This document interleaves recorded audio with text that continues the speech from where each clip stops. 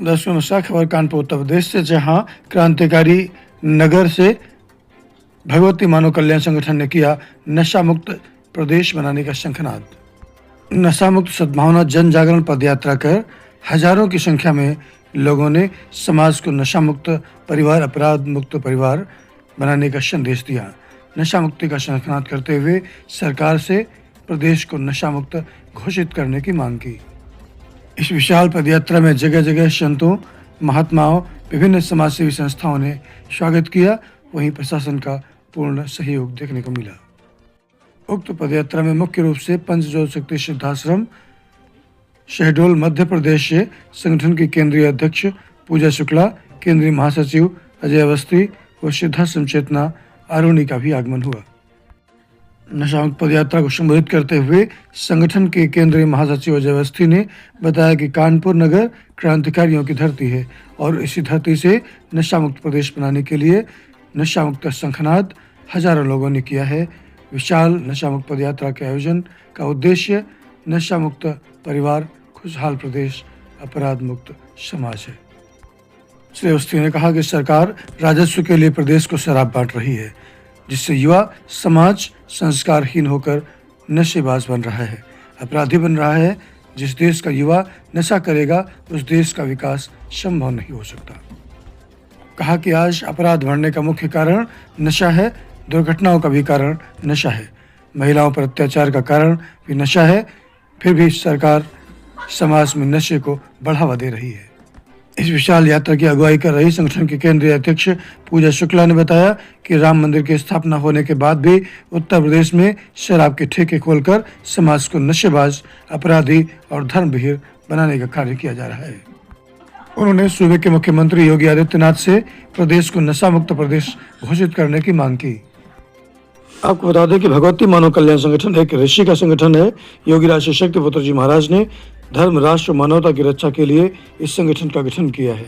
देश स्तर पर लगभग 30 वर्षों से संगठन समाज को नशा मुक्त व मांसाहार मुक्त बनाने का प्रयास कर रहा है। सिद्धाश्रम चेतना आरोनी ने मुख्यमंत्री योगी आदित्यनाथ से प्रदेश को नशा मुक्त बनाने की मांग की, साथ ही गौहत्या बंद करके गौ माता को राष्ट्रीय पशु का दर्जा देने की बात कही। इस यात्रा में हजारों की संख्या में लोगों ने प्रतिभाग किया। इस नशा मुक्त पदयात्रा में कानपुर की महापौर प्रमिला पांडे व जूना अखाड़ा महामंडलेश्वर गोल्डन बाबा जी भी उपस्थित रहे।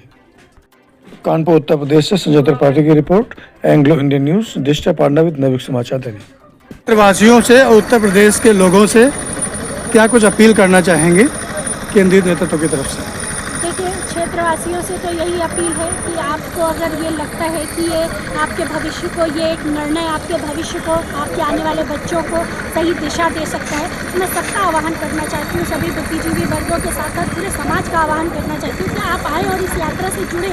ये यात्रा केवल आपके कल्याण के लिए है। अगर हम ये सोचते, बहुत सारे ऐसे लोग होते हैं जो ये सोचते हैं कि मैं तो नशा मुक्त हूँ, मेरा परिवार बहुत अच्छा है, सुख संपन्न से हम लोग खा पी रहे हैं और सब कुछ अच्छा है, तो हमें क्या आवश्यकता है इस आवाज़ को उठाने की। लेकिन हम ये भूल जाते हैं कि हम एक सामाजिक प्राणी हैं। हम हिमालयों की बात नहीं करें कि हम हिमालय में या कहीं ऐसी जगह पर बैठे हैं कि बस हम सब आराम से साधना करें, हमें समाज से कोई लेना देना नहीं। हम समाज के बीच में रह रहे हैं। आज हमारा परिवार भले ही अच्छे से खा पी रहा है, सब कुछ कर रहा है, नशा नहीं कर रहा है, लेकिन हमारा बच्चा कल को तो समाज के बीच में जाएगा, उनके दोस्त यार बनेंगे, स्कूलों में जाएंगे, कॉलेजों में जाएंगे, आगे बढ़ेंगे। है क्या इस चीज़ की हम गारंटी लेते हैं? हम हमेशा पुराने लोग कहते थे कि संगत का असर होता है। पता नहीं उसकी संगत किसके साथ हो जाए, किसी बुरे व्यक्ति के साथ, किसी शराबी के साथ हो जाए और वो भी शराब पीने लग जाए। तो हम सबका ये कर्तव्य बनता है कि हम समाज से नशे की रूपी इस बुराई को खत्म कर सकें, और उसके लिए उनका सभी का आह्वान है कि वो आए और अपना सहयोग प्रदान करें। ये उनके हित के लिए, उनके बच्चों के भविष्य के लिए बहुत आवश्यक है। देखने को मिल रहा है कि मध्य प्रदेश में कई जगह नशा मुक्ति पदयात्रा निकली, लेकिन अब उत्तर प्रदेश जैसे अभी ललितपुर में देखने को मिला, फिर और भी ऐसे कई जिले हैं जहाँ पर महिलाएं अब सड़कों पर उतर रही हैं।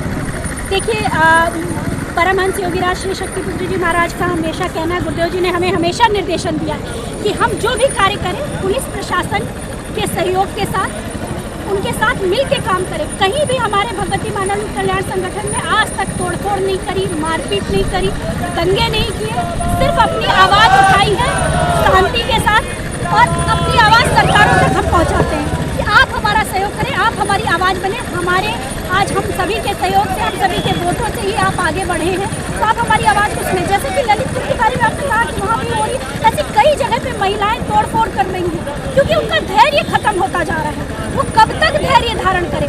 उनको लगा कि अब सनातन की सरकार आई है, जैसा कि अभी अब बीजेपी की सरकार है, मोदी जी बैठे हुए हैं, तो सबको एक विश्वास दिलाया गया कि अरे अब तो कुछ अच्छा काम होगा।